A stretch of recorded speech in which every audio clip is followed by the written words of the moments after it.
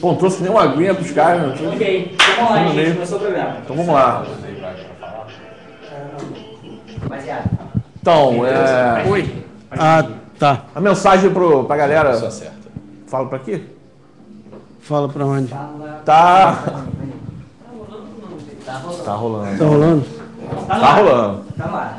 Então, gente, boa noite. Tá começando então o ABC, América do Bem Comum, a primeira produção do Mate aqui no nosso espaço novo aqui. E é um prazer estar recebendo os convidados de hoje.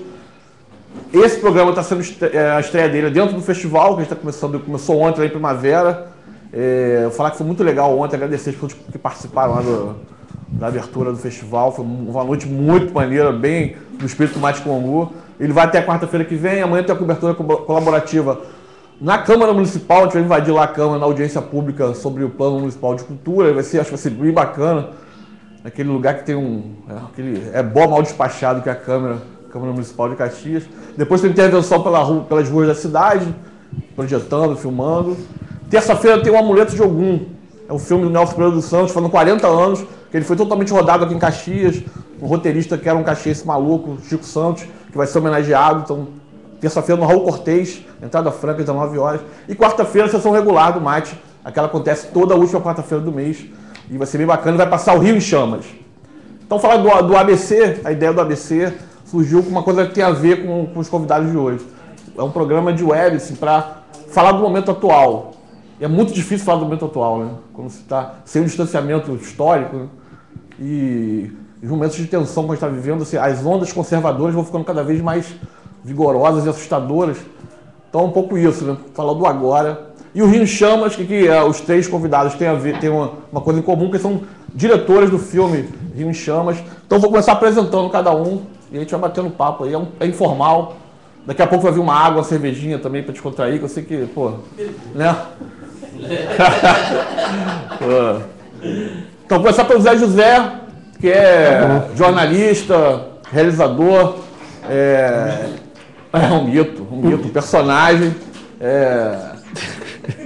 Tinha a revista Zé Pereira, que é uma revista que a gente acompanhava muito, né, aquele editor. Vou apresentar os três primeiro logo. O Daniel Caetano, professor, crítico de cinema. A gente já te conhecia da Contracampo, você escreveu na Contracampo, aquela revista lá. Também é realizador, é um diretor do filme também, montador também do filme. Tem uns assuntos sobre tua coisa profissional lá do Departamento de Produção Cultural da UF. Eu queria tocar esse assunto hoje, se der tempo. Que é um assunto que nos toca muito, mobiliza muito. E o Diego, que é educador, né? Trabalha na rede pública. Do estadual. Professor. E documentarista. Mídias de função. Muito legal. E você estudou filosofia, né? Filosofia, sou formado em filosofia pelo ERJ e aí vim trabalhar no Estado também. Então, legal. Pô, a gente vai começar então a falar um pouquinho, assim, cada um, assim, uma fala inicial, antes de começar as perguntas. Não vai ser um programa de compadres, a gente preparou umas coisas umas estocadas aí. Mas é bem bacana. Vou pegar meu passadeiro. Não, porque crítica também é um assunto que talvez não dê tempo, né, de falar, né, mas vamos lá. Fala aí, Zé. Bom, já que você está falando desses tempos difíceis, justamente o mais difícil é falar, porque você não pode falar que você pode ser preso, né? Então, o jornal o Globo, por exemplo, ele tem, me parece que o jornal ele contratou uma equipe de criptólogos que eles pegam tudo que você fala e conseguem desvendar o que está por trás. Então, qualquer coisa que você diga pode ser usada contra você. Eu acho que é um momento... Essa é a cara desse momento hoje em dia. Inclusive descobriram que querida, acabou o café, significa precisamos comprar mais bombas, né? Uma coisa muito séria. Caneta é uma coisa... Caneta quer dizer bala, né? Quer dizer tiro, né? Eu que sou professor, então... Tá ferrado. Tá ferrado. Eu acho que o grande lance, você falou essa coisa que é difícil de falar, o nosso filme tem um pouco uma ideia disso, porque a gente não fala muito, né? Tem gente que fala no filme, mas o importante não é o que fala, é o que mostra, né? Porque, na verdade, eu acho que essa é a tendência desses filmes militantes, e vários são importantes, são muito bons, mas é porque as pessoas falam muito, explicam muito, né? Bota muita legenda na imagem, o que é importante. Mas quando a gente teve esse lado de que a gente sabia que ia ter um monte de filme fazendo isso, tentando resumir tudo que aconteceu, que é muito difícil, que sempre vai faltar coisa. Então a gente nem tentou resumir nada, né? Tem até o meu episódio, estou falando disso aí, mas justamente o meu episódio relembra um monte de coisas que aconteceram, mas não tem uma tentativa de, vamos esclarecer para quem está de fora. Não, vamos mostrar. Mostra aí as pessoas que cada um acha que quiser. A gente estava falando disso, né? Como é que o ponto de vista, digamos, ideológico de cada um se reflete muito na relação com o filme. As pessoas, quando elas falam do filme, você sabe perfeitamente em quem a pessoa está votando, quem ela está defendendo, porque está lá, pô, muito claro, muito na cara. Muito legal. Agora, já a ideia de... Você quer falar também? Apresentação. É verdade. Então, só tentar somar com o que ele veio falar, eu acho que não é uma síntese, né? Não é uma análise de conjuntura, eu acho que são múltiplos olhares, né? E aí eu venho contribuir justamente no episódio sobre educação, junto com o pessoal do Subúrbio em Transe, que é um coletivo de vídeo lá de Vista Alegre. Eu, como participante do Mídia Ativismo, do Linhas de Fuga, que foi citado nessa lista aí como coletivo perigoso aí. Muito chateado. Como eu olhei lá, eu falei, O que eu falar pro meu filho, cara? Se o Linhas de Fuga não tivesse aqui, eu ia estar realmente chateado, porque tava um monte de coletivo que eu conheço, eu ia ficar triste, mas como tava lá... Por outro lado, agora vocês estão aqui com essa parede está sob risco. Exatamente, né? Livro, lápis, né? Caneta, é muito perigoso mesmo. Essa lista tem uma coisa curiosa, que ela tem um recorte muito do Rio de Janeiro, da cidade do Rio, né? Só tem um grupo da Baixada, e é porque o cara que é o articulador principal é um cara que frequenta o Rio. Eu acho que a saída é a galera começar a montar a parede pela Baixada. Não, eu fiquei surpreso, porque tem o Linhas de Fuga, que a gente é da Zona Norte, tem o Suburbagem e tem mais um outro lá que é do subúrbio. Então, tem um rebaixado. Então, tiveram alguns nomes assim. Eu pensei que só ia ter coisa do centro, Zona Sul. Mas não. É incrível ter uma lista, né? Cara, isso é surreal. O Teatro da Laje, né? Um grupo terrorista de jovens e adolescentes na Vila Cruzeiro. Tem o... Você vai ver a peça deles e como eles são perigosos mesmo. Né? E tem grupos ali, grupos ali que tem até relação com o próprio governo. Incrível. Não sei qual foi o critério. Sindicatos, né? Eu também, como sou professor, estava lá o CEP, né? O CEP foi acusado de dar quentinha para uma ocupação para a Telerge, né? Então, se isso é crime, tem que pegar todas as pastorais do Rio de Janeiro e criminalizar, né? Porque dar quentinha para quem está precisando de fome, o errado é o cara está com fome, não alguém que chegue lá e dê uma quentinha para o cara que está desabrigado, apanhando a polícia. Mas chegaram a perseguir alguns pontos de cultura por causa daquela do MPL, né? Eu lembro do pessoal do Alquimídia lá do Sul. Sim. Porque eles dão um apoio. Pode começar por aí, então. Aproveitar que o Zé está aqui, a lenda, o mito do jornalismo, conhecer um pouco das entranhas do jornalismo. Cara, o que houve? A gente sempre sabe que há uma mídia hegemônica que ela vamos falar sinceramente, é escrota, né? Ela é censitária. Bondade sua. Ela é reacionária. Enfim. Só que agora ficou ridículo. Como é que você vê isso? Esses últimos meses, assim, os caras perderam o controle, não tem nem mais refino, agora Chutou o balde. Cara, mas é isso, é muita vontade de ser filho da puta represado, ele se segurando esse tempo todo, aí, porra, deu uma sopa, vazou, entendeu? O cara que estava com o dedo assim na represa tirou e foi. O Globo sempre foi isso. Mas o Globo teve, enfim, nos anos 80, quando o JB começou a decair, quer dizer, o JB era o grande jornal dos anos 80, eles chegando nos anos 90, eles viram uma oportunidade de crescer, que o Globo era um jornaleco, né? Sempre foi. O Globo só cresceu. Tem a Globo, né? Quando teve a Globo, enfim, eu não vou contar a história da comunicação brasileira, mas tinha a Globo, e o Globo era um jornaleco da cidade. Na real era essa. Na minha época, quando eu fazia faculdade, ninguém levava o Globo em consideração. Tinha o Jornal do Brasil, onde todo mundo queria trabalhar, e os outros jornais, era o Última Hora, o Dia, Jornal dos Esportes. Ninguém levava o Globo em consideração. O Globo tinha fama de pagar bem. Mas era porcaria. Não, exatamente. E ninguém lia o Globo, não tinha influência nenhuma, a verdade é essa. Aí eles compraram todo mundo que era do JB. Mas isso foi antes. Mas isso aí, o Globo chegou à Zona Sul e começou ganhar a elite e se transformar num jornal, influente, justamente por isso, porque ele começou a refrear os seus impulsos, né?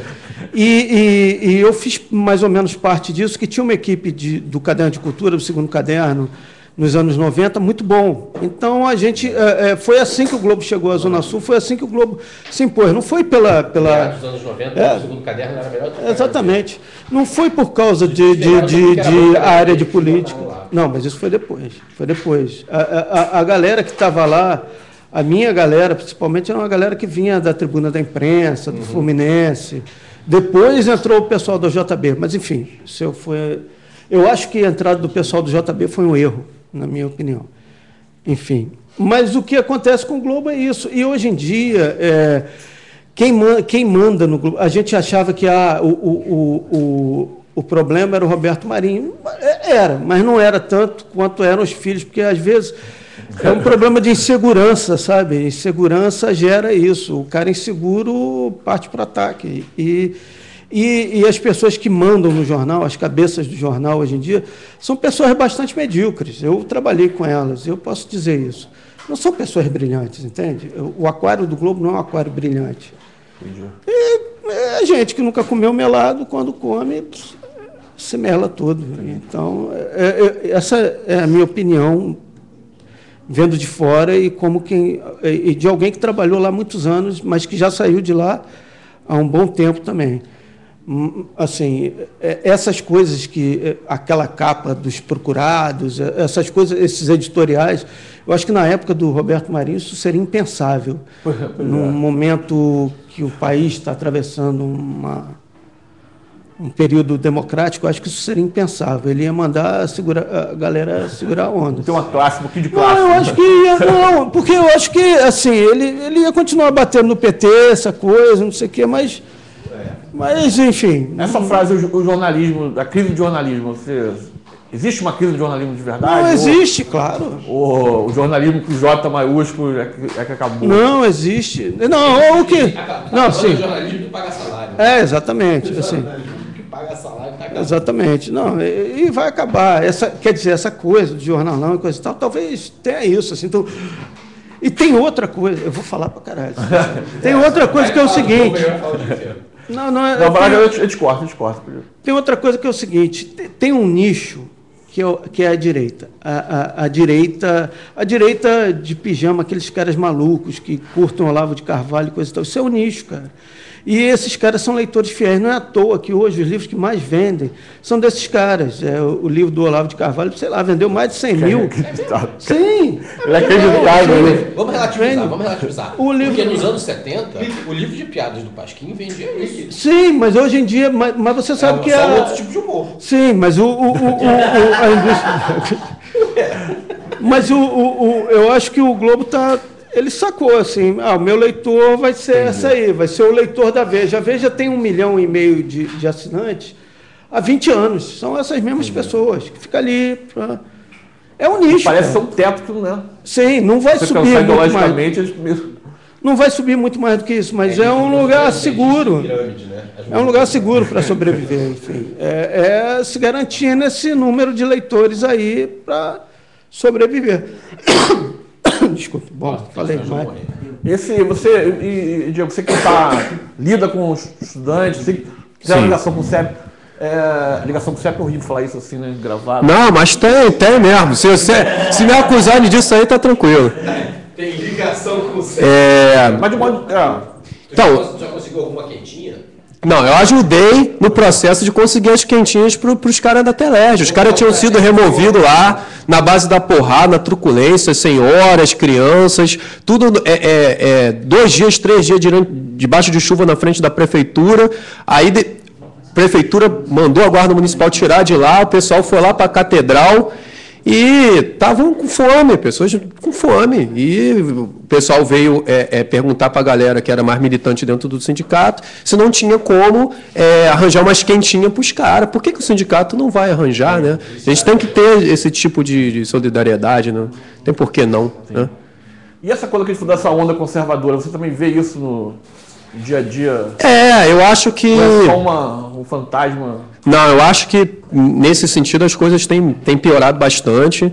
A gente tem uma crise de representação, uma crise de política, no sentido de que o que está aí não está tão bom para administrar o sistema que está colocado, e eles estão tentando reinventar a forma de administrar essa cidade, né? Administrar esse país.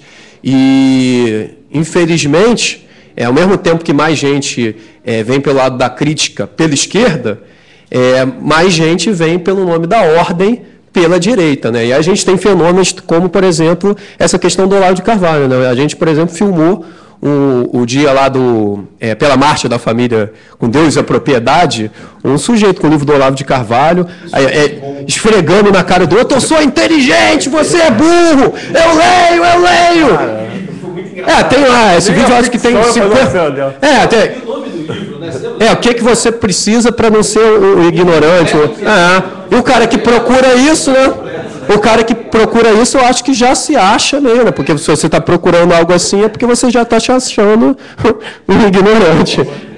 É muito complicado. E a formação dos jovens hoje, por um lado, tem uma crítica, eles enxergam que essa sociedade não está boa, mas também, como a gente tem um sistema educacional que é muito complicado, os meios de comunicação só atrapalham, os grandes meios de comunicação, a gente tem também um lado de eles querendo uma resposta que às vezes vem nos justiceiros da Zona Sul, entendeu?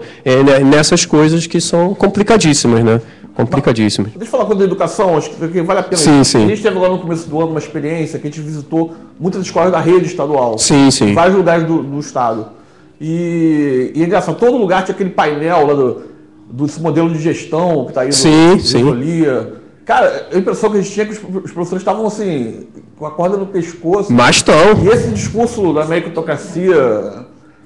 Como é que isso?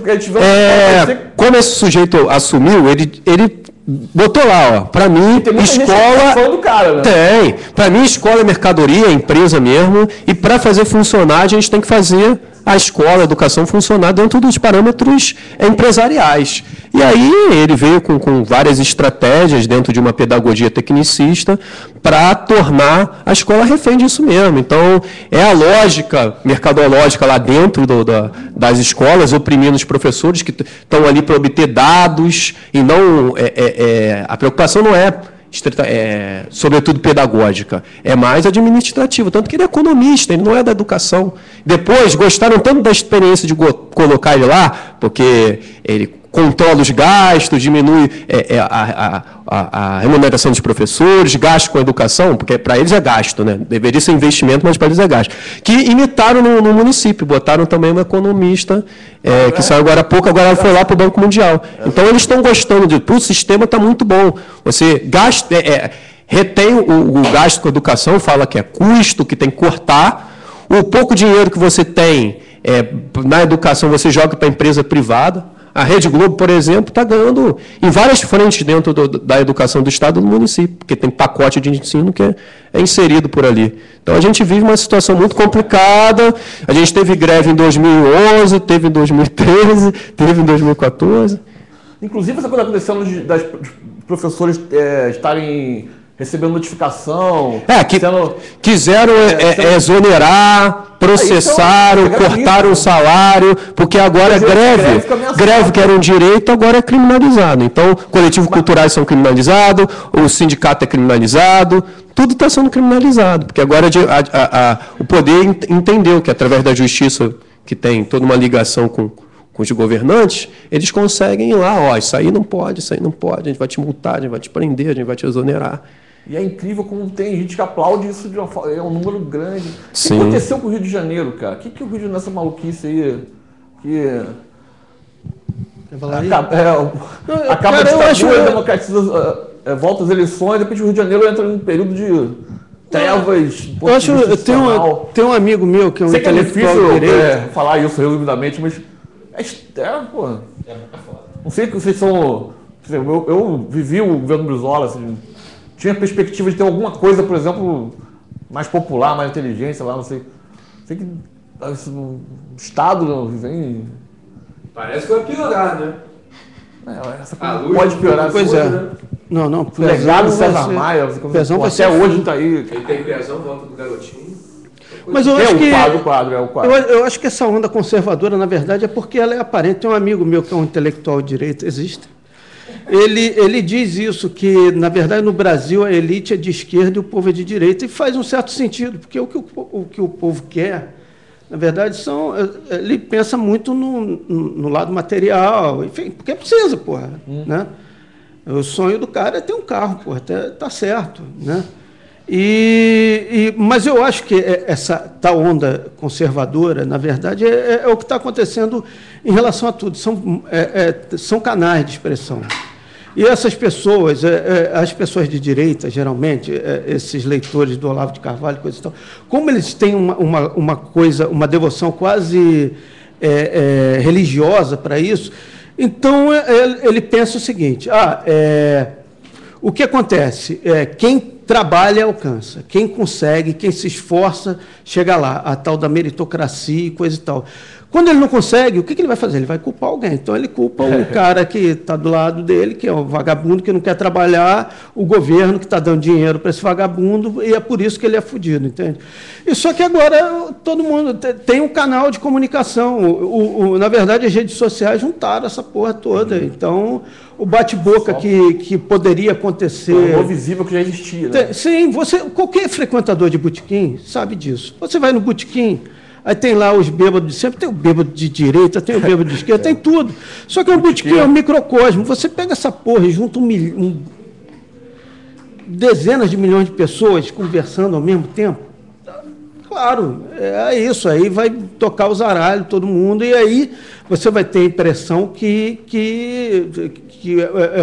é um fenômeno, que é uma coisa que está crescendo, quando na verdade não é, para mim, pelo menos. Sim. Na verdade, é o que sempre foi, só que agora está aparente. Tem alguns fatores também que, por exemplo, a nossa cidade, né, ela foi protagonista, por exemplo, da Copa do Mundo, tem Olimpíadas. Então, para garantir esses mega eventos, também tem toda uma política governamental, do Estado, para possibilitar que esses jogos aconteçam. Então, é preciso remover, é preciso subir o preço das coisas, é preciso pegar a galera que não tem muita condição financeira e tirar do centro da cidade. Então, isso aí cria tensão também. Então, a gente teve esse tensionamento, eu acho que a gente ainda vai ter muito mais tensionamento, porque tensionou para a Copa do Mundo, vai tensionar para a Olimpíadas. Então, a cidade é um foco, né? É um foco aí dentro da conjuntura política mundial. A gente pega qualquer lugar que teve Copa do Mundo ou que teve Olimpíadas, acontece alguma coisa, porque são grandes interesses lutando contra pequenos interesses, e ali se gera um conflito. Sim. Aqui a gente conseguiu responder de alguma maneira. Depois a gente fala sobre isso. O Rio de Janeiro já passou por isso. O Rio de Janeiro passa por essa coisa ciclicamente, já passou por isso no início do século passado. As primeiras grandes reformas na cidade foi a mesma merda. Aí teve revolta popular, teve revolta da vacina, entende? Isso daí que você está falando, na verdade, da internet, eu acho que é importante essa coisa também que a gente falou do Globo. Agora, falando um pouco sério, nessa questão de você falar de direita, de conservadorismo, eu acho que o mais difícil é que, assim, há muitos anos a gente fala, é difícil de definir o que é esquerda e o que é direita, é preciso rediscutir. Se a gente parar e pensar e rediscutir, a gente consegue definir algumas coisas que são de direita, algumas coisas que são de esquerda, no sentido de que, sendo direita a conservação do status quo e a esquerda uma tentativa de mudança, misturado também com direitos iguais e redução da desigualdade. Então, a gente consegue definir ainda, acho que o que é esquerda e o que é direita. Mas isso é uma atualização, em que nós aqui podemos fazer e nós vamos concordar e tal. Mas existe uma agenda no país, de esquerda e de direita, com a qual nós temos que lidar, que não está atualizada. Então, a gente sempre vai ter essa discussão. Mas dá para definir o que é esquerda, dá para definir o que é direita? Porque a gente pode definir cá entre nós e, logicamente, sempre com algum interlocutor, chegar a esse consenso. Mas, logo em seguida, você vai ler o Olavo de Carvalho, que eu aqui falei como um piadista, porque, assim, às vezes eu fico achando... Não sei se vocês sabem, mas o Olavo de Carvalho, nos anos 70, era astrólogo. E não deu certo. Isso não é piada, é verdade. Eu sei que é engraçado, mas não é piada. Então, assim... Eu acho, às vezes, lendo as maluquices que ele fala, que daqui a uns 10 anos, 15 anos, o Olavo de Carvalho vai dizer: caraca, galera, vocês caíram na minha piada. Como é que vocês acreditaram que tinha golpe comunista no Brasil? Isso, né? Filosofia ali nas faculdades para mim. Tipo, exatamente, porque é engraçado. Porque é engraçado. Se você começar a dizer, não, isso aqui é uma piada, é muito engraçado. Então, assim, o problema é que tem gente levando a sério. E, ao mesmo tempo, assim, muito cá entre nós também, assim, também do lado da esquerda, também existe todo um grupo que também ainda está na discussão dos anos 50 e 60. Sim. Que é bastante complexa. Quer dizer, dentro da esquerda a gente vai ver gente que tem uma discussão assim, totalmente... o Estado é bom e a iniciativa privada é ruim, e qualquer empresário é ruim, e o grande capital é ruim, e qualquer movimento popular é bom, que em determinados contextos eu acho até que a gente tem que defender, né? Quer dizer, nos manifestantes, quando a polícia a gente sempre vai ficar lá dos manifestantes. Mas quando a gente sai, a gente tem que dizer, não, espera aí, mas eu não sou a favor de qualquer multidão. Eu não sou a favor de qualquer gesto da multidão. As multidões são os linchadores, as multidões são as pessoas que perseguem por diferença religiosa, as multidões também são perigosas. Os manifestantes também são perigosos. Historicamente. Né? Quer dizer, isso tudo, você pega a multidão não é uma maravilha. Sabe? Juntar um monte de gente não quer dizer que é uma garantia de que, o povo está fazendo a revolução. Isso é um mito romântico da esquerda, que muita gente ainda acredita nisso. Então, quer dizer, existe uma agenda geral no nosso cotidiano que a gente ainda vê uma disputa entre capitalismo e comunismo como se nós estivéssemos nos anos 50. Sabe? Eu acho que o Olavo de Carvalho, quando a gente se refere tanto a ele, e essa influência que ele está tendo, né, não só ele, mas enfim, os mirins, né, essas figuras ridículas que escrevem como se tivessem 13 anos de idade, fazendo discurso de que o comunismo vai dominar o Brasil, sabe? Assim, realmente, assim, é um problema que a gente vai ter esse tipo de agenda. E aí, nesse sentido, eu te diria, eu não tenho certeza se eu posso dizer que o povo é conservador, o povo é de direita. Porque, veja bem, é claro, o povo quer ter carro, mas, acima de tudo, o povo não quer tomar tiro na cara de polícia. Então, quem mora numa favela não pode ser de direita nesse ponto de vista, entendeu? Porque, porra, quem mora ali ao lado de onde a Cláudia da Silva foi arrastada, todo mundo lá sabe que a polícia é perigosa. Quem mora em área de milícia, o cara quer ordem. Mas a milícia está matando gente. Então mas aí o cara é de direita porque ele apoia a milícia. Não, ele é maluco, porque você vai nos lugares e na área ninguém pode falar publicamente, mas todo mundo é contra a milícia. Todo mundo é contra a polícia, porque a polícia está matando. Na UPP, você vai nas áreas que não tem o PP, muita gente quer ter o PP, porque os traficantes são perigosos. Mas na área que tem o PP, todo mundo dizendo, olha, o PP é pior. É pior ainda, porque eles estão atirando, estão pegando todo mundo, estão matando os jovens. Então, não é, sabe, não estou dizendo que não existe uma questão de conservadorismo. Claro que existe discussão de esquerda e de direita, existe, claro. Mas eu diria que, acima de tudo, é uma questão também de informação. As pessoas querem cuidar das próprias vidas e querem sair na rua sem ter risco de tomar tiro, seja de bandido, seja de polícia. Querem pagar os seus impostos e querem que o trânsito continue funcionando, a moeda continue funcionando, sem ficar sabendo que o seu dinheiro foi roubado, que a escola do filho funcione. Acho que o problema, sobretudo, é que não tem informação. Então, por isso que a gente fala hoje, a internet está mudando tudo. Porque o que acontece? Com o fim do JB, só tem o Globo, basicamente, que está informando de verdade. E a informação... exatamente. De verdade, o sentido de que chega a informação. A informação que chega às pessoas é do Globo. Então, mas eu trabalho fora do Rio de Janeiro. Eu trabalho em Rio das Ostras. Bicho, lá é dividido. É dividido. Você vê que não, tem gente que é contra, tem gente que é a favor. Então, é menos essa coisa que quer parecer, está todo mundo contra as manifestações. Não é bem assim, não.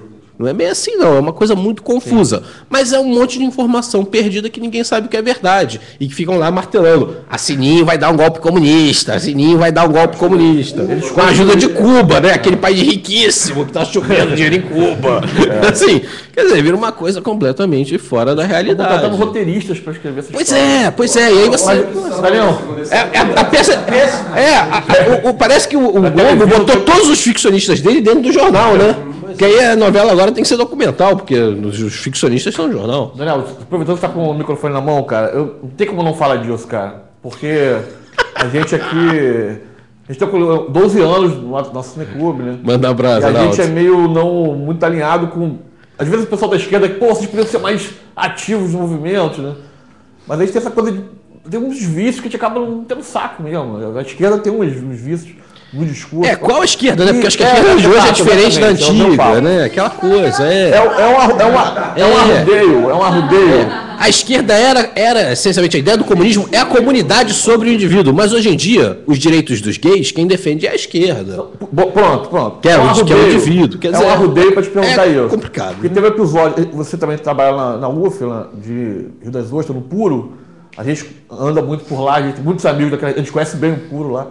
E teve esse episódio lá da festa da xereca satânica, que a gente, do Coyote, que a gente conhece aqui, várias pessoas já trabalharam com a Raíssa lá. E você foi a voz que institucionalmente defendeu lá, a gente vibrou muito. Pô, até que enfim, alguém com coragem de falar. Eu queria que você falasse um pouquinho que fosse disso, porque tem essa coisa moral também, que o pessoal, porra, às vezes cai numa onda, porra. Assim, eu especificamente, como você falou, fui só uma voz institucional. Eu dou parabéns para quem fez a parada da xereca satânica, mas eu não fiz. Eu fui lá porque, porra, estavam massacrando os meus alunos, colegas meus estavam ameaçados de serem exonerados da universidade, um reitor estava desrespeitando a autonomia acadêmica, sabe? O reitor não estava querendo saber o que tinha acontecido em aula, ele estava criminalizando coisas que ele não tinha a menor ideia do que estava acontecendo, estimulando o denuncismo, sabe? É meio complicado eu abrir o bico, porque eu vi o processo, e o processo era completamente grotesco, assim, ele pediu denúncias anônimas e ele recebeu as denúncias anônimas. E como eu tive que ir lá depor e eu pude ler o processo, eu li as denúncias anônimas. E se eu não estou botando agora em público as denúncias anônimas, é porque essa sindicância tem que se resolver e tem amigo meu com o dele na reta. Porque se eu for comentar o que eu li de denúncia anônima, aí vai ficar mal para o reitor. Porque o que está lá de denúncia anônima é ridículo. E a coisa que ele, quando lesse, ele tinha que dizer, esses caras estão atacando a universidade, eu tinha que defender. E as pessoas da UF, eu li aquilo lá na frente de toda a sindicância. E eles todos sabem, olha, se essa sindicância aqui for sacanear alguém, for servir para propósito político de baixaria, eu vou abrir o bico e dizer o que tem aqui. Que foi coisa que o reitor estimulou, que está pichando a UF, que não está defendendo a UF.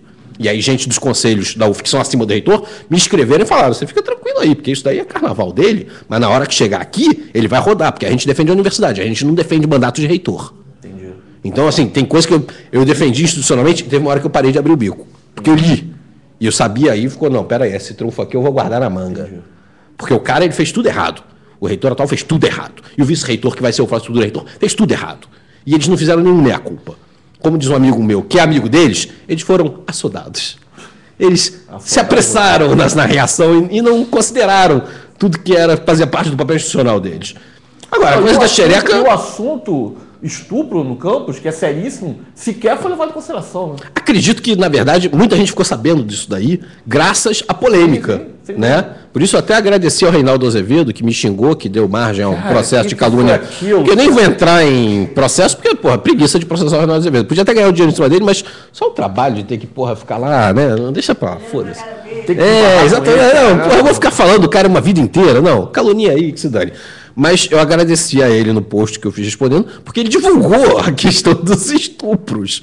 Porque eu nunca vi na Veja falar que tinha estupro em Rio das Ostras. Nunca vi no Globo falar, o Globo já tinha falado, mas lá escondidinho, agora virou uma primeira página.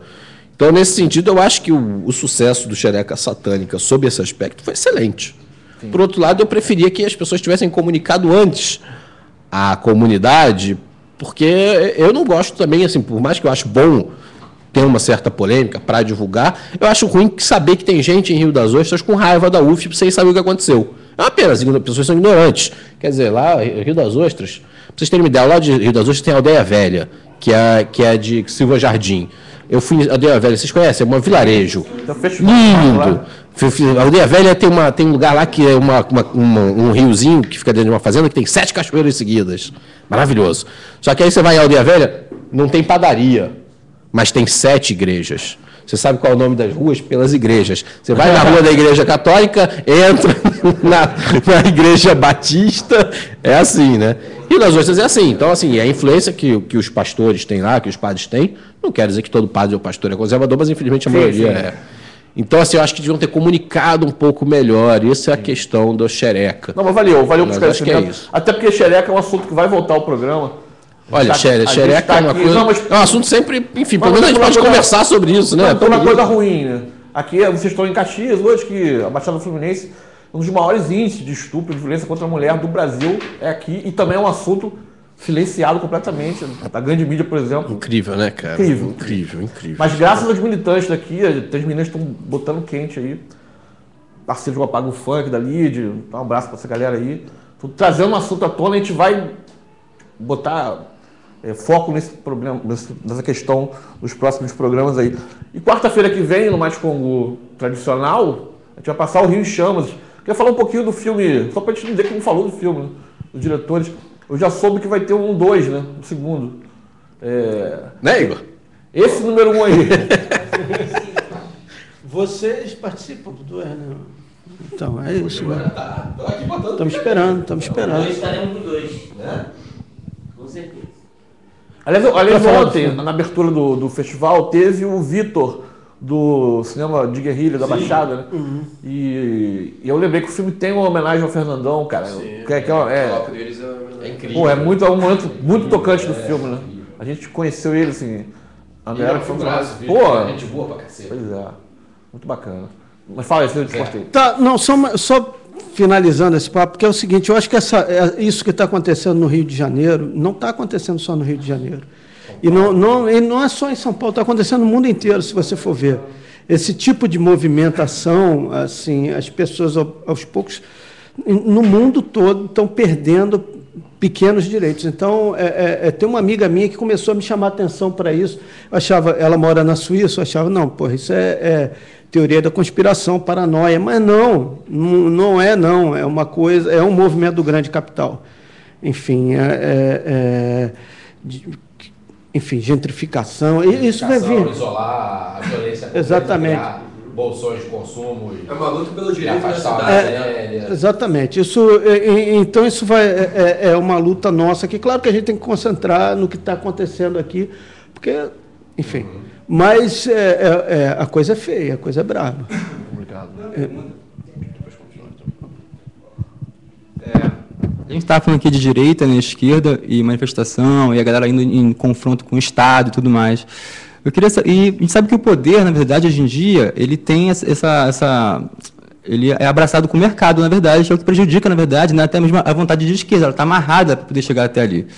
Então, a questão é, vocês conseguem visualizar um caminho autônomo, assim, a gente consegue visualizar outros caminhos que não sejam, assim, ou então vocês têm experiências, participam de algum outros projetos também, assim, que fogem um pouco dessa ideia da esquerda e da direita, que procuram construir uma via diferente? O que seria uma via diferente fora a via do poder?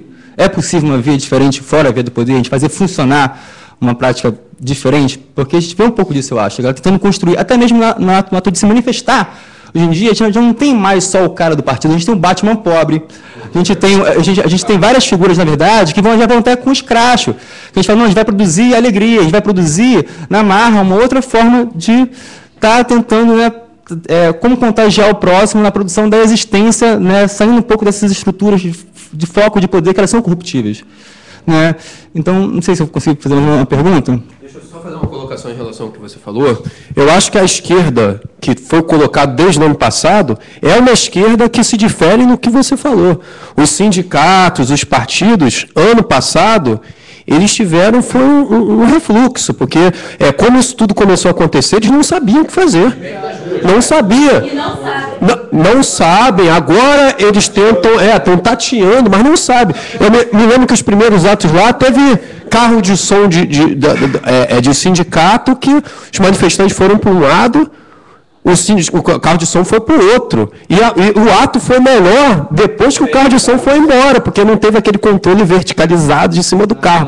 Então, os movimentos que cresceram, os movimentos que ganham força no ano passado, justamente são esses movimentos críticos. São grupos anarquistas, são grupos autonomistas, é uma esquerda que, às vezes, comunista, mas um pensamento diferente, a galera da multidão, dos enxames. É uma outra interpretação de realidade que rompe com aquela visão de representação pura e simples, com aquela coisa de você não pensar o lado subjetivo, né? Porque, por exemplo, o Batman pobre, como é potente isso, né? Até o outro Batman mesmo, né? Lá na ocupação da Telérgio, o cara foi lá, as crianças brincando com ele, ao mesmo tempo, o cara foi noticiado lá em manifestação contra a Copa, estava lá, no Rio de Janeiro, Batman é preso.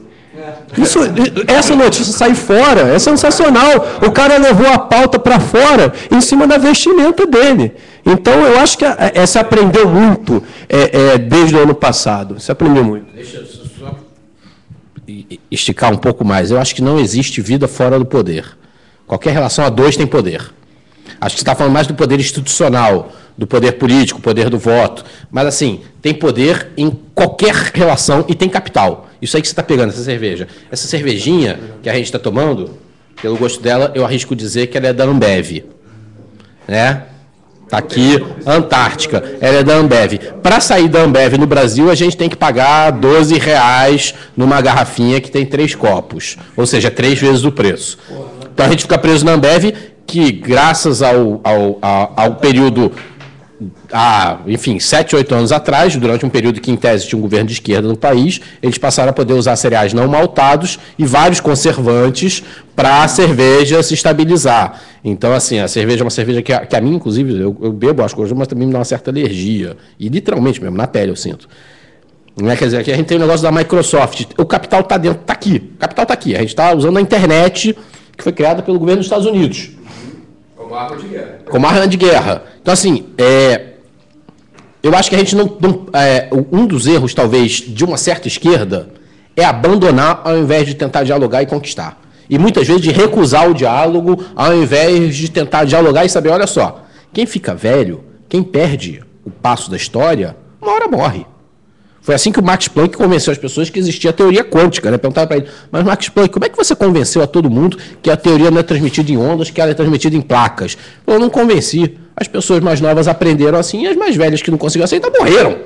Morreram. Então, assim, eu acho que a esquerda, de certa maneira, quando eu falo tem que pensar de novo essa esquerda e sair da agenda dos anos 60, é porque a gente tem que pensar essa esquerda possível hoje, que vai defender uma certa autonomia do indivíduo, né, da pessoa, em relação à comunidade. Quer dizer, o sujeito quer ser transgênero, ele tem direito. Ele quer usar drogas, ele tem direito. Isso é a pauta da esquerda, a revelia da esquerda antiga.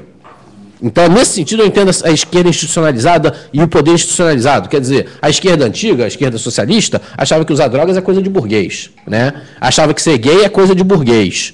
Não era, eles estavam errados. Não era, eles estavam abrindo mão de uma bandeira que eles tinham que ter pego 100 anos atrás. Quem foi que pegou essa bandeira? 100 anos atrás foram os liberais. Hoje em dia, os liberais já estão noutra, e quem pega essa bandeira no Brasil é o que a gente chama de a esquerda marginalizada. Que a esquerda oficial é essa do poder. Mas eu acho que a gente não pode abrir mão, inclusive, de dialogar com essa esquerda oficial do poder, e não tem que abrir mão nem de dialogar com os reacionários. A gente tem que pensar quais são as nossas pautas, é o que a gente quer. E aí, nesse sentido, voltando assim, um insight que eu tinha tido alguns dias, eu vim conversando com o Zé no carro. A gente tem que desmistificar as grandes conquistas da sociedade brasileira nos últimos anos, que são grandes conquistas, e tem que ampliar. Não foi só a redução da miséria. A redução da miséria foi uma grandíssima conquista. Mas a redução da miséria só aconteceu porque teve estabilidade da moeda, que é uma pauta da direita, mas que foi feita pelo Fernando Henrique e que prejudicava os pobres também.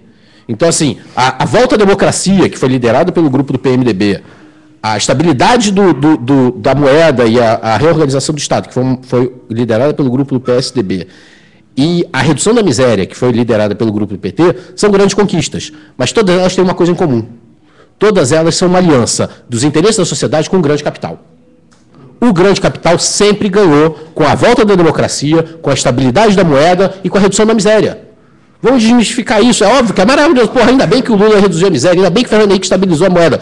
Mas eles tinham o apoio do grande capital. O governo americano ajudou a gente a estabilizar a moeda. Agora, qual é a nossa pauta agora urgente? A nossa pauta, a gente produz cinema. A gente quer reformar a comunicação para poder vender nossos produtos na TV e viver fazendo filme. Mas a pauta que a sociedade brasileira está gritando e que a gente não pode fugir é da reforma do sistema de segurança. E essa reforma do sistema de segurança, para o grande capital, ela é ambígua. Porque para eles, veja bem, se a polícia mata pobre, bom, mas o cara não estava consumindo. Se você construir um bolsão de consumo e matar quem está atrapalhando esse bolsão, estamos vendendo. Então, quer dizer, de certa maneira, eu acho que nós, que não estamos, né, não temos a agenda do grande capital, que temos essa crença no ativismo, a gente tem que impor essa agenda. Dizer, olha só, não vai ter consumo, não vai ter porra nenhuma, ninguém vai conseguir sair para a rua porque a gente vai fazer manifestação. E vocês vão ter que dar um jeito nessa porra dessa polícia, porque essa polícia não para de matar. Porque, de repente, né, o governo tem medo de enfrentar a polícia. É isso que está acontecendo. Eu não acho que seja culpa da Dilma, culpa do Cabral, culpa do Beltrame. Eles têm responsabilidade. Mas o fato é, o policial que sobe na favela e mata um cara, ele está matando porque ele está sendo mandado para impedir tráfico de drogas, que não deveria ser mandado para isso, e está dando tiro para proteger a própria vida, e ele virou um fascínora por causa disso. Porque se ele não sair atirando e matando todo mundo, vão matar ele. E esse tipo de fascínora está assim. Eu acho que a polícia hoje em dia está descontrolada. É o bonde das poderosas e descontrolados. E assim, ou isso é enfrentado de uma forma nacional como um problema tão grave quanto foi a inflação, tão grave quanto foi a miséria, ou não adianta, cara. A gente vai resolver, vai tirar um policial aqui, vai tirar o Beltrame, vai tirar o Cabral, vai continuar tendo um monte de fascínora dando tiro em pobre. Assim, porque não é uma questão para o grande capital.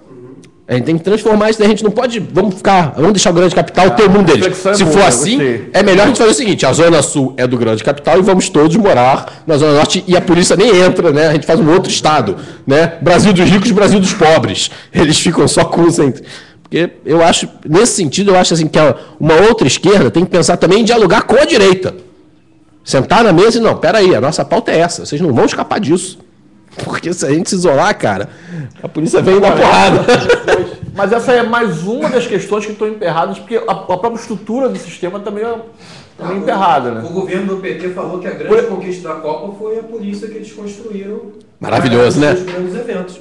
Não, até a guarda municipal. O PT colocou, a grande conquista da Copa foi o sistema de segurança. Então, uma coisa que ficou também do ano passado foi o aprimorar da polícia do sistema de repressão. Quantos policiais não entraram?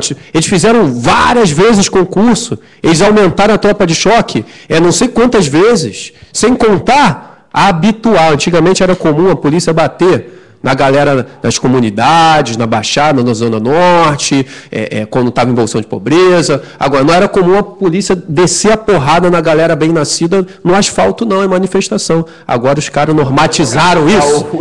E aí os caras pedem isso no Jornal Nacional. Mas democratizou parcialmente, né? Porque na favela o pessoal ainda está tirando. Não é à toa que a galera que... Não é à toa que a galera que estava presa aí, que inclusive muitos amigos meus saíram, mas o Rafael Braga continua preso. Um ano já. Entendeu? Saiu lá, tinha 4 educadores presos, meus amigos. Renata, Vândala. Ela ali, Caioás. Ela mesma. Será que o grande capital não está interessado em vender armamentos? Isso aí com certeza. Eu acho, na minha opinião, que a droga, na verdade, é o subproduto da arma. Assim, eles precisam manter a droga proibida para vender arma. Para mim isso é claríssimo. Nesse sentido, o movimento da sociedade é tornar isso inviável. Nesse sentido é que eu acho, a gente não pode parar de dialogar e não pode parar de brigar. Tem que tornar inviável para o grande capital manter essa guerra. A gente tem que tornar isso inviável. Vai manter isso daí? Então não vai ter consumo. Não vai ter, não vai dar. Vamos ficar rolando Não vai ter tocha. É o seguinte. Eles querem vender armamento e querem criar bolsão de consumo. Eu falei que vai ter um problema sério para as manifestações, porque não vai ter Olimpíada, não tem a... Não vai ter tocha. Não vai ter Olimpíada, igual não vai ter tocha. Não vai ter tocha. O cara da tocha correndo. Vai correndo. Porque não vai ter Olimpíada, não vai ter Olimpíadas, não rima, mas não vai ter tocha, rima, né? Imagina o cara correndo com a tocha, né? E aquele bando de black bloc, de manifestantes lá, querendo apagar a tocha. De padre irlandês, né? Mas vai ter sempre um piadista ali, a tocha! Estamos chegando já no bloco final do programa, assim, então tá ótimo aqui. Então vamos começar já a encurtar os papos aí. Agora mais uma pergunta. Também outra coisa que a gente pode jogar aí também é a famosa reforma política também, né? Perguntando aqui sobre a reforma política também. Deixa eu até pegar uma carona. Porque curiosamente, dos poderes, os poderes da República, né? Paraíba. Os poderes da República, né? Curiosamente, o judiciário e a imprensa tomaram um vulto nos últimos meses, assim, justamente os dois poderes como foram eleitos, né? Sim. É curioso isso, né? E reflete... Quando a reforma política é um assunto realmente... Então, nesse ponto, a imprensa julga, por exemplo, os manifestantes que foram presos lá estão sendo julgados pela imprensa. Era isso, era aquilo... vândalos, terroristas, estavam sendo julgados pela imprensa. E a justiça colabora com isso. Toda greve é ilegal. Sempre que alguém incomoda, o judiciário vai lá e dá voz ao Estado para reprimir, e por coisas complicadíssimas. Por exemplo, o Fux, que um tempo atrás considerou ilegal a greve dos professores, dos educadores, ele tinha uma relação com o Cabral, porque o Cabral tinha indicado a filha dele, a desembargadora e tal. Então, é um favorecimento de lá e para cá, e aí todos esses poderes giram em torno de um só, que é o poder econômico, que é o grande capital. A verdade é que o legislativo e o executivo, que são os que são mais, levam mais porrada, né? Mas tem uma agenda, independente do figura que para ali, a agenda é a mesma. É a realização desses grandes eventos, é o lucro do grande capital. Eles são cartas. São cartas. Tem cartas horrorosas, que nem o Cabral, que nem mas eles são cartas. Tem um poder por trás disso tudo aí que ali manipula as cordas, né? E aí a reforma política, se quiser mudar alguma coisa, tem que mexer nesse poder ali. Porque mexer no superficial, no superestrutural, não vai adiantar. Tem que mexer onde incomoda. Como você vai mexer se quem vai mexer é quem mais se beneficia? Como é que Por isso que eu não acredito tanto em reforma, né? Eu sou um pouco mais da velha esquerda. Eu acho que a reforma política é um lero-lero. Acho que seria ideal que acontecesse e tal, uma maravilha, mas acho que muito mais urgente que a reforma da política é a reforma da polícia, a reforma do sistema de segurança. E a verdadeira reforma da política vai começar com a reforma das comunicações. Ou seja, é quando as pessoas puderem... É um absurdo, porque assim, a gente investe... Há quantos anos a gente investe em produção de automóvel? Desde a época do Juscelino. Pô, o Juscelino, doce memória, mas fez cagada pra caceta. Quer dizer, a gente investe num negócio que é hiperconcentrado industrialmente. A produção de automóvel é quase toda em São Paulo. Tem uma aqui, uma outra ali, aqui no Rio, não sei o quê, em Pernambuco, mas quase tudo em São Paulo. Né? O funcionário ele tem que ser especializado naquele negócio, ele não cresce. Quando, porra, olha isso aí. Vocês estão fazendo o que aqui? Aqui em Caxias. Estão fazendo uma transmissão de webcam.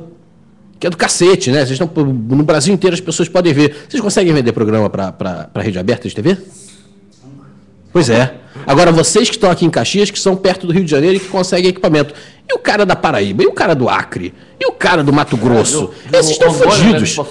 Esses aí, cara, eles conseguem exibir onde? Vão ter que fazer também tudo na web, né? A web porque não dá, porque...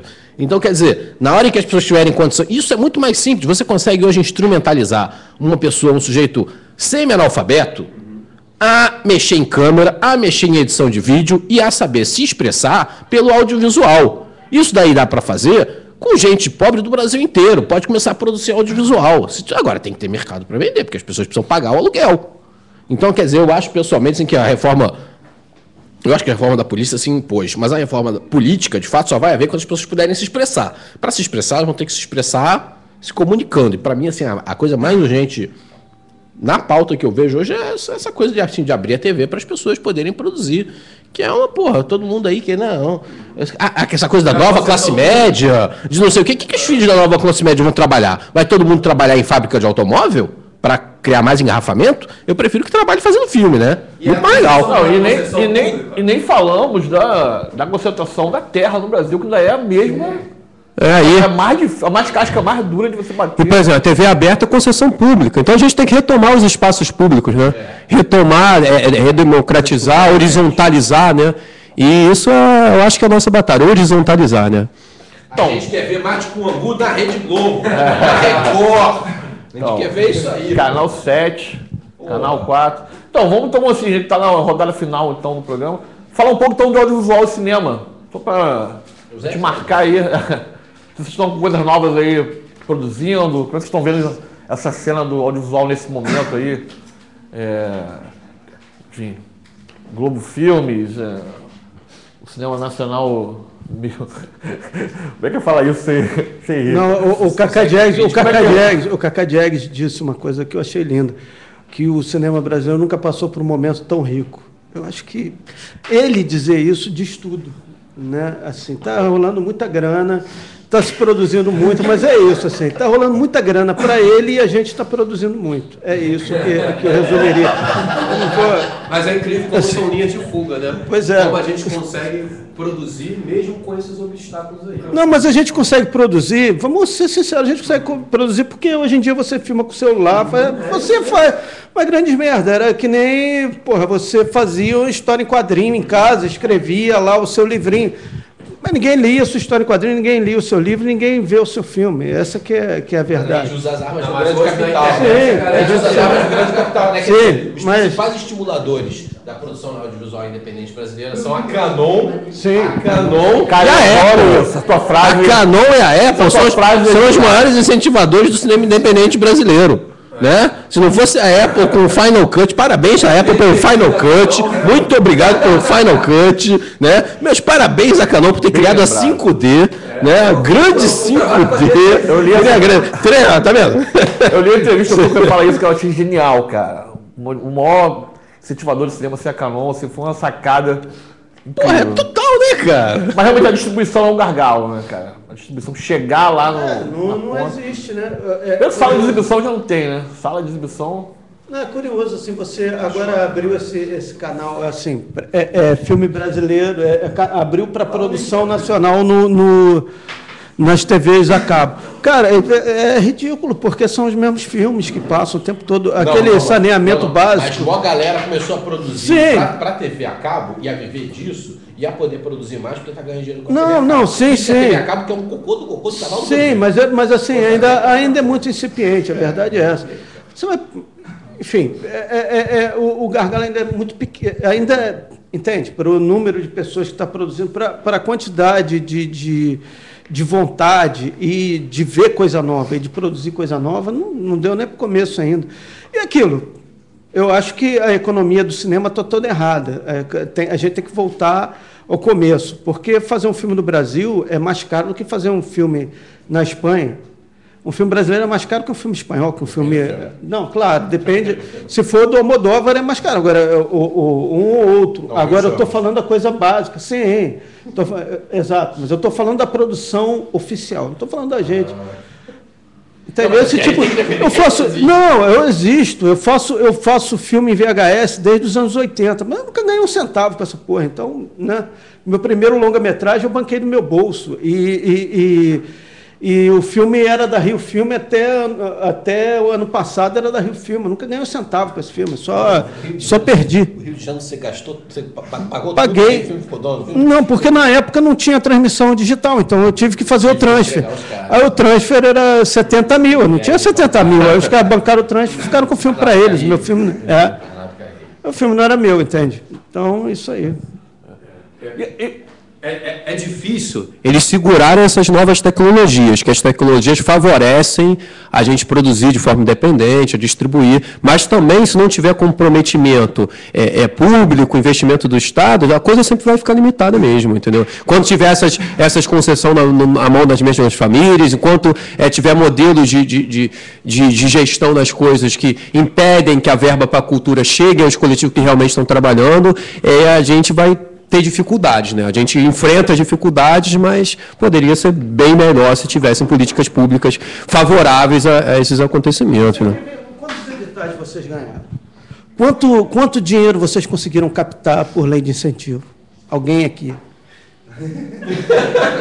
Então, beleza. Então, tá respondendo. Tá falando de corda em casa de enforcado, porra. Isso aí, a gente faz porque a gente é teimoso, porque a gente é maluco, porque a gente gosta dessa porra. Agora, ninguém vive disso, né? É isso aí. Eu acho o seguinte, essa coisa do cinema cada vez tende a ficar mais para quem é apaixonado, mais uma coisa reduzida, porque as pessoas não vão mais ao cinema. E assim, eu acredito que o que faz parte de um movimento de massa, de um movimento de milhões de pessoas, não adianta que você ficar esperneando. Antigamente as pessoas saíam de casa e iam ao cinema. Hoje em dia elas querem ver filme na TV em casa ou no computador em casa. O que eu posso fazer? Eu vou dizer, você tem que ir ao cinema. Porque se você abrir um cinema aqui em Duque de Caxias, vocês vão quebrar. Agora, nos anos 60 tinha. Não preciso nem perguntar. Óbvio que tinha. Tinha cinema aqui porque as pessoas iam ao cinema. Hoje não vão. Por quê? Porque tem TV. Então eu acho que assim, a solução é muito simples. A maneira de pagar os filmes, TV. Você tem que vender o filme para TV e você se paga vendendo filme para TV. E vê um monte de gente ver filme na TV. E qual é a outra complemento de distribuição da TV? É a internet. Cinema é o que a pessoa vai fazer do social, leva a namorada, que eu acho que tem que ter esse espaço. Mas eu vejo o pessoal dizendo, tem que ter cota de tela no cinema, tem que ter curta na tela no cinema. Tá, acho legal, mas não é o importante. O importante é ter na TV, que é aí que está o dinheiro. Sim. E é como a gente vai poder se pagar. Porque assim, eu falei isso daí, porra, as pessoas podem produzir audiovisual, cara. O que as pessoas vão fazer? Tem que ver. Agora, como é que elas vão produzir audiovisual para fazer o quê? Pra jogar no mar? Bota de... Porra, né? Sabe? Tem que vender para algum lugar. Né? Então, gente, vamos... Só que eu lembrei uma coisa, você participou da experiência do Conceição, né? Vixe, cara. meu passado negro. Alguém falou que... Pô, muito legal. É um filme que foi um filme de vários autores na UF. De vários autores da UF, mas isso eu era um jovem. Quando eu era mais... amigos seus do Toque. André Sampaio, Guilherme Sarmento, Samanta Ribeiro. Né? Samanta comentando um dia desse, né? É, cara. Nossa. Mas enfim, não quero que você chore, não, cara. Vai ficar emocionado. Pô, eu fico emocionado falando com Conceição, cara. Você tá falando da minha juventude, sabe? Daqui a pouco eu vou lembrar de quando eu saía para dançar à noite, né? Ah, eu fazia o Conceição, e aí eu saía com meus amigos. Ah, os bons tempos. Aquele tempo que era bom. Quando o Conceição era a pergunta, né? Quando é que vai sair o Conceição? Era uma piada, demorou 10 anos. Era uma piada interna. Pô. Era tipo o sebastianismo brasileiro, né? Um dia vai ficar pronto. É verdade. Tipo o filme do Wilton também, né? Ficou 20 anos pra ser feito, né? Do Wilton Nunes. Paz é Dourada. E aí, então é o seguinte, estamos chegando no final aí. Agradecer a presença de vocês. Deixar pra vocês falarem uma mensagem final pra gente. Você que está assistindo a gente, esse é o ABC, América do Bem Comum. Bem comum, né? A gente vai falar muito de commons aqui. Sobre o tempo presente. E é isso. A gente está no meio do festival Curta Caxias, vai até quarta-feira. A programação toda está em curtacaxias.com.br, nas redes do Mate aí, Facebook, Twitter, enfim. Você pode ver todas as informações lá. Então, vou fazer uma rodada aí de encerramento, a mensagem, se vocês quiserem fazer, falar. Espaço aberto aí. Eu vou, enfim, vou te agradecer, Heraldo, vou agradecer ao Igor pelo convite. Desejar vida longa ao Festival Curta Caxias e ao programa ABC na internet. É isso aí, obrigado. Eu fazer aquele negocinho. A voz da lenda. A voz da lenda. Pô, muito obrigado pela oportunidade, porque eu fico lá em casa falando sozinho, cara. Valeu. Então, obrigado para você, obrigado a vocês todos e obrigado para quem está assistindo a gente. Então, pessoal, obrigado pela oportunidade. Eu acho que é por aí mesmo, entendeu? A Zona Norte, a Baixada, são canais de comunicação se abrindo, né? São espaços se criando, que eu acho que é uma tendência, e uma tendência muito boa, que a gente tem que fazer de tudo para isso dar certo, entendeu? Porque a gente tem que levar nossas vozes mesmo aí, porque se a gente depender da voz hegemônica, do poder que está colocado, aí a desinformação é só problema. Parabéns aí por esse veículo, por esse trabalho. É isso aí. Beleza, então, encerrando a transmissão, valeu todo mundo, a produção colaborativa aí em grupo. E prestigie Curta Caxias. Sim. E no próximo programa a gente vai continuar nesse pique aí. Tem muito assunto. Também é legal. A semana. E amanhã a gente tem cobertura também, colaborativa, né? A gente tem amanhã a gente tem a transmissão colaborativa da audiência da cultura aqui na Câmara Municipal de Caxias. A gente tem projeções pela cidade também amanhã. Então amanhã acompanhe na internet.